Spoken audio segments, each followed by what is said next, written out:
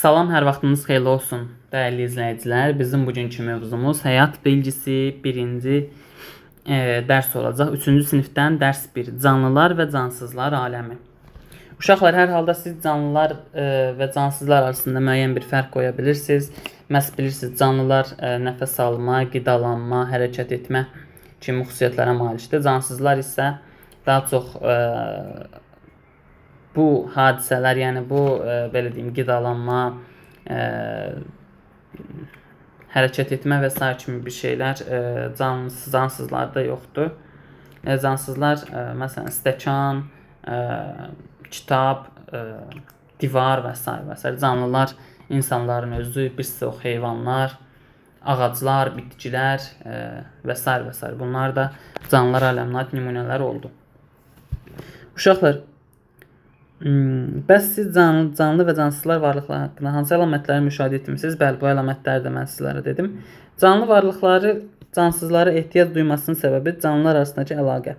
Uşaqlar, bu layihədir. Amma canlı varlıqların cansızlara ehtiyac duymasının səbəbi var.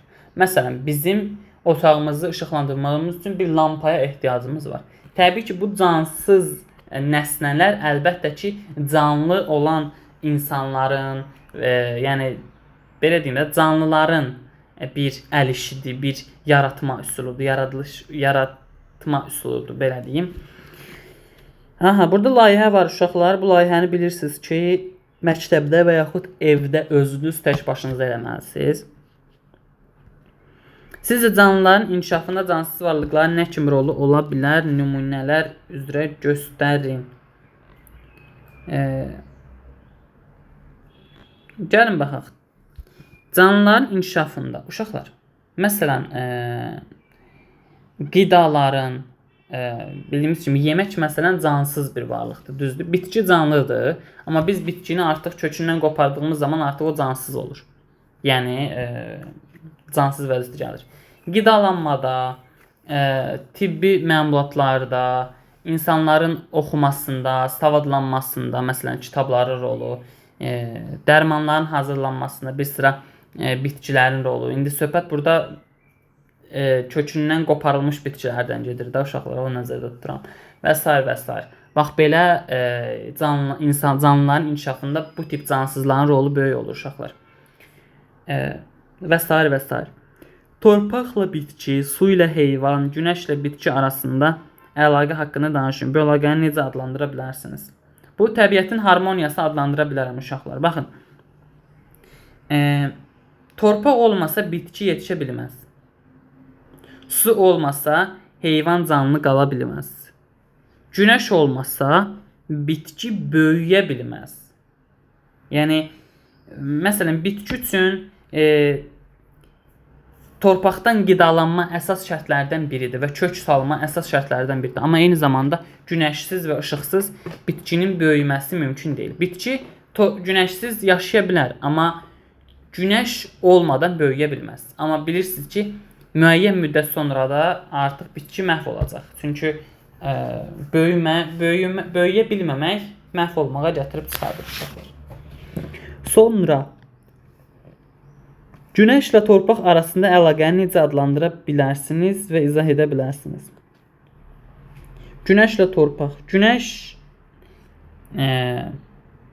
böyüməyə, torpaq isə qidalanmağa şərait yaradan amildir.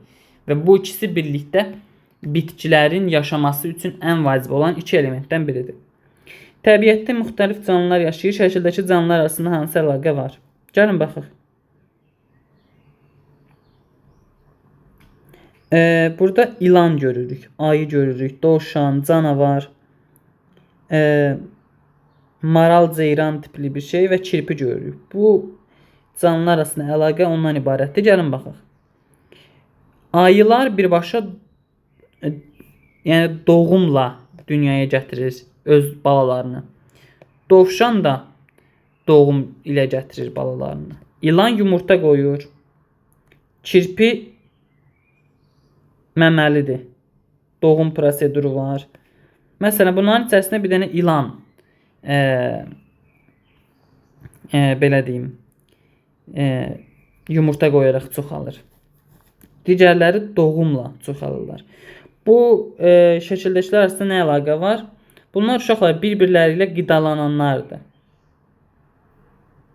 Məsələn, burada ən kiçiyi dovşandır. Dovşanı ilan yeyir. İlanı kirpi yeyə bilər. Düzdür, kirpini ayı yeyə bilmir, nadirən yeyə bilər. Çünki kirpinin dikanları var uşaqlar. Onu hər şeydən qoruyur. Yəni ona görə kirpilər nadirən yem olur. Məsələn, burada görürük ki, bir dənə ceyran var. Antilop deyirlər bəzən. Bu antilopu deməli canavar qurd yeyə bilər və ayı yeyə bilər uşaqlar. Canavarla ayı da bir-birinə məncə hücum eləməz, çünki ağıllı heyvandırlar. Belə. Sxemdə göstərilmiş əlaqələri təsvir edin. Günəş, bitki, torpaq, su, hava. Uşaqlar, bitki torpaqdan suyu alır. Suyu torpaqdan alır bitki. Havanı və günəş enerjisini təbii ki atmosferdən alır, yuxarıdan alır. Deməli, bitkinin yaşaması üçün vacib olan 4 amil: torpaq, günəş, su və hava.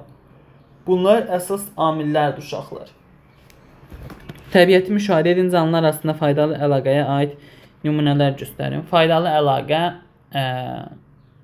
məsələn, xoruzun qida taparkən onu özünün yeməsi deyil də, toyuqları çağıraraq onları birlikdə yeməyə təşviq etməsi. Bunu göstərə bilərik. Aşağıda qeyd edilən hansı canlı və cansız arasında əlaqə olduğunu qeyd edək. Bitki ilə torpaq arasında əlaqə var.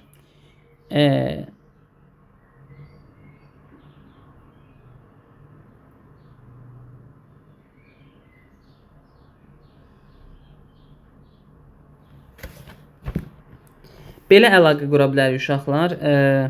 Burada söhbət bitki, torpaq, günəş, sudan gedir. Eyni zamanda bura göbələyi də əlavə eləyə bilərik, yağışı da əlavə eləyə bilərik. Burada insan və daş artıq kənar şeylərdir. Amma məsələn, bitki torpaqda yetişir, günəş enerjisinə məruz qalır, suyu qəbul eləyir, yağış yağanda inkişaf eləyə bilir, yəni böyüyə bilir. Göbələk də bir bitki olduğu üçün bunu da ora aid eləmək olar və s. və s. uşaqlar. Belə. Qələm, odun, ağac arasında buğda, un və çörək arasında əlaqəni izah edin. Gəlin izah edin. Qələm odundan əldə edilir. Odun da ağacların kəsilməsi nəticəsində əldə edilir. Buğda, un və çörək. Çörək undan əldə edilir. Unun xəmir halına gətirilərək əldə edilməsidir. Un da buğdanın üyüdülməsi nəticəsində əldə edilir uşaqlar. Meşələrin məhv edilməsinin oradakı canlıları və onlar arasındakı əlaqənin təsirini araşdırın. Uşaqlar, təsir ondan ibarətdir ki, ağaclar qırılarkən, yəni kəsilərkən artıq atmosfer, oksigen təbəqəsi azalır, oksigen vermə prosesi azalır. Digər canlıların, ağacda yaşayan canlıların özəlliklə təbii ki, artıq təhlükəli həyata çevrilir onların həyatı. Torpaq sürüşməsinə qədər gətirib çıxarda bilir ağacların məhv olması. Bu da meşənin daha təhlükəli vəziyyətə və canlıların təhlükə altında qalmasına gətirib çıxardır. Belə uşaqlar, bu günlük bu qədər. Ümid edirəm bəyənmiş olarsınız. Sağ olun, salamat qalın. Gələn dərslərdə görüşərik. Hələlik.